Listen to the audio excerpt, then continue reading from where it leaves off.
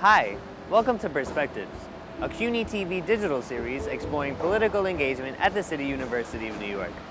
I'm Michael Waxman and I'm studying political science and media studies at Hunter College. In this episode, we wanted to document how CUNY students and faculty are feeling about the issues that are directly affecting them and their communities. We chronicle their journey and explore how they are engaging in the electoral process leading up to this year's midterm elections. Let's take a look.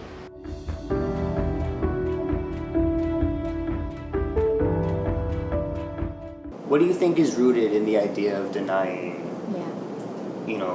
people access to programs like DACA? It's just yet another example of short-sighted policy in which we are somehow trying to criminalize and blame people who are doing what any of us would do. Most of the DACA-eligible young people were brought as babies and children. They didn't choose to come here, but their parents, when they chose to bring them, were doing what any parent would do. You take your child to safety, you take your child to where you can provide for them. DACA has always been a Band-Aid on a larger problem because it provides a remedy for a small subsector of people.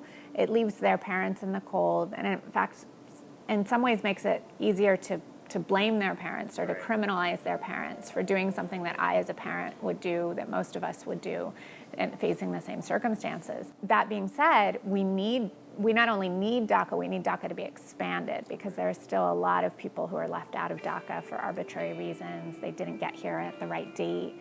They are a little bit too young or a little bit too old.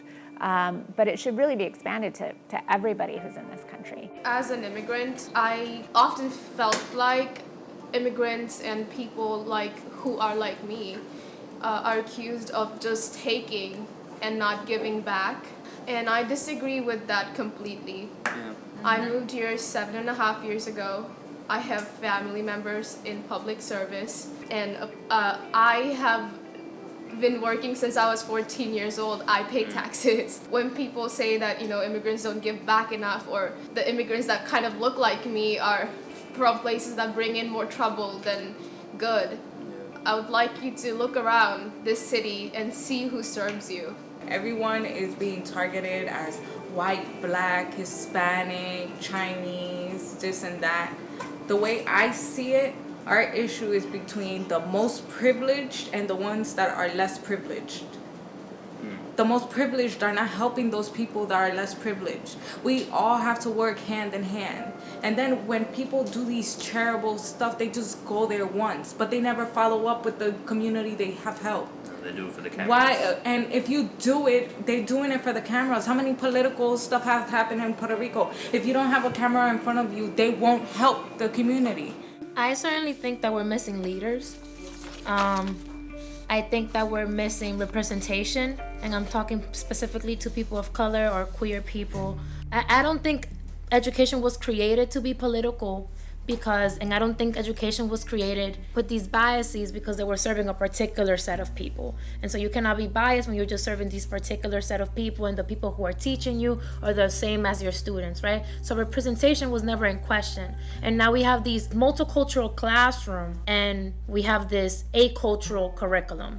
Right, so I might consider myself this Afro-Latina queer person, and perhaps to a white eye, I might seem very diverse, but I don't see myself that way. I just see myself as I am. And so I think that we need leaders that represent the population. If you're a felon, you cannot vote. You cannot have certain jobs. You might be separated from family because that whole connection gets ruined. So I guess the criminal justice system itself needs to let go that tough on crime mentality and adapt more like a rehabilitation type of philosophy. On police reform, how students can be more effective, I would say actually this is something that's political. And the activism would not necessarily be aimed directly at the police department, but at the people who are expected to shape and control the police department. That would be the mayor and the city council. Every student should know who his or her city council member is. We all should know that. Well, we also have to take in mind we have a voice. If it's in school or outside of school, we have to vote because we have that right. Even as students in Lehman College, we have the right to vote. That's why I went out there to look for these votes. Like, you need to know who's running. You need to know their background. You need to know what they're gonna be providing you. You need to know who are working, who's the people working under them, and why are they supporting them to begin with. You have to do your research because you will vote for anyone and we will end up in the same state we are now. Even if you don't want to be involved in politics, at least make an educated decision on who you vote for and whether or not they actually represent your values.